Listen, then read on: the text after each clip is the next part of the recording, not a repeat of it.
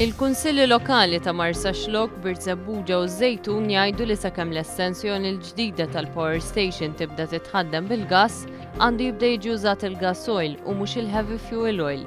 Dan intqal dalgħodu f'konferenza tal-aħbarijiet li ġiet imsejħa b'mod konġunt mit-tliet kunsilli lokali fejn diversi esperti tkellmu dwar il-vantaġġi tal-gasoil imqabbel mal-heavy fuel oil.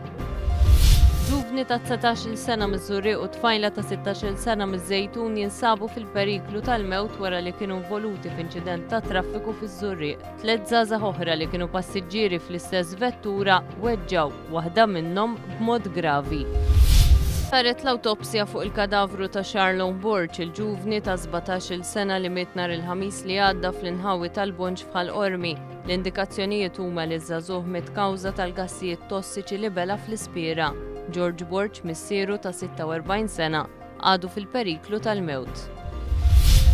Din il-ġimgħa markat l-ewwel stadju fil-proċess ta' modernizzar ta' pajjiżna bl-introduzzjoni ta' drittijiet ġodda lil persuni miż-żewġin. F'messaġġ li għamel permezz tal-internet il-kap tal-Oppożizzjoni Joseph Muscat saħaq li mira ewlenija tal-Partit Laburista se tibqa' dik li tingħata għajnuna biex jissaħħu l-familji. Aktar esperjenzi negattivi li għaddew minnhom pazjenti fl-Isptar Mater Dei, anzjan ta' 89 sena jingħata appuntament għal 5 xhur oħra biex sempliċiment jiġi rranġat żball fuq il-kartuna tal-mediċini li huwa intitolat jieħu u li għandu bżonn jieħu kuljum.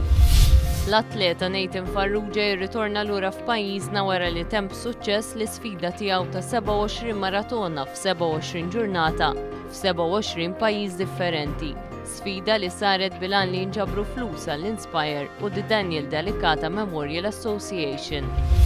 Margaret Mifsud hija rebbieħa ta' 18 edizzjoni tal-Premju Anzjan tas-sena. Hija ġiet ippreżentata b'dan l-unur f'serata li saret fil-Palazz Presidenzjali fil-Belt Valletta b'sinjal ta' rikonoxximent għall volontarjat li tagħmel.